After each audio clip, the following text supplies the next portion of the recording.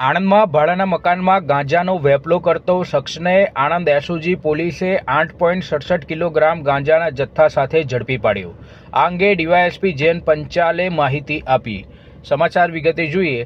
આજરોજ 17 ડિસેમ્બર બપોરે 1 કલાકે આણંદ એસઓજી પોલીસે આપેલી માહિતી પ્રમાણે આણંદ શહેરના ભાલેજ ઓવરબ્રિજ પાસે આવેલ Adnan heights apartment flat number 401માં ભાડેથી રહેતા રાજુભાઈ બચુભાઈ ખલીફા અને તેનો પુત્ર અર્શિત રાજુભાઈ ખલીફા ગેરકાયદેસર રીતે ઘરમાં જ ગાંજાનો જથ્થો રાખી વેપાર કરતો હોવાની બાતમી આણંદ એસઓજી પોલીસને મળી હતી, જેથી પોલીસે ટીમે ગત રોજ બાતમી મુજબના મકાનમાં દરોડો પાડી રાજુભાઈ બચુભાઈ ખલીફા જે મૂળ રહે નડિયાદના ની અટકાયત કરી। જે બાદ પોલીસે મકાનની તલાશી લેતા બેડરૂમની અંદરથી મૂકેલી એક બેગમાં સેલોટેપ વીટર પેકેટ તેમજ ઇલેક્ટ્રોનિક વજન કાંટો મળી આવ્યો હતો।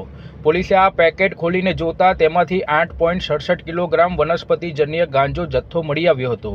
પોલીસે આ ગાંજાનો જથ્થો જેની કિંમત 86,780, એક બેગની કિંમત ₹500, મોબાઈલની કિંમત 5,000 તેમજ રોકડ રકમ 300 મળીને કુલ 93,080નો મુદ્દામાલ જપ્ત કરી એક ઇસમને ઝડપી કાયદેસરની કાર્યવાહી હાથ ધરી છે।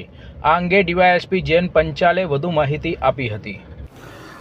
આણંદ જિલ્લામાં એનડીપીએસના કેસો કરવા માટે અમદાવાદ રેન્જના પોલીસ મહાનિરીક્ષક શ્રી જે.આર. મોથલિયા સાહેબ તથા આણંદ જિલ્લાના પોલીસ અધિક્ષક શ્રી જસાણી સાહેબે જિલ્લાના તમામ થાણા ઇન્ચાર્જશ્રીઓ તથા બ્રાન્ચના ઇન્ચાર્જશ્રીઓને જરૂરી સૂચના આપેલ। જે અનુસંધાને એસઓજીના પીઆઈ જે.આર. પટેલ તથા એસઓજીના પીએસઆઈ જે.બી. વાઘેલા તથા તેમની ટીમે આ બાબતે વર્કઆઉટ હાથ ધરેલ।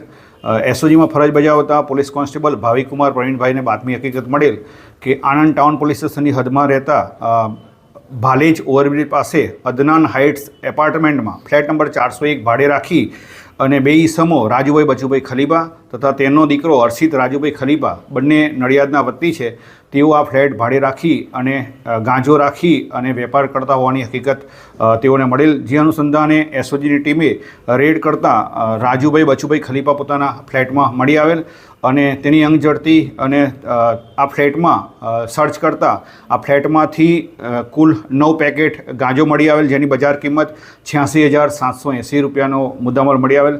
આ ઈસમ રાજુભાઈ બચુભાઈ ખલીફાનો મોબાઈલ તથા વજન કાંઠો મળી કુલ 93,080 રૂપિયાનો મુદ્દામાલ કબજે કરવામાં આવેલ છે અને રાજુભાઈ બચુભાઈ ખલીફા તથા તેના દીકરા અર્શિત રાજુભાઈ ખલીફાના વિરુદ્ધમાં એનડીપીએસ એક્ટ હેઠળ ગુનો રજીસ્ટર કરી અને આગળની તપાસ તજવીજ આણંદ ટાઉન પોલીસ દ્વારા કરવામાં આવી રહેલ છે।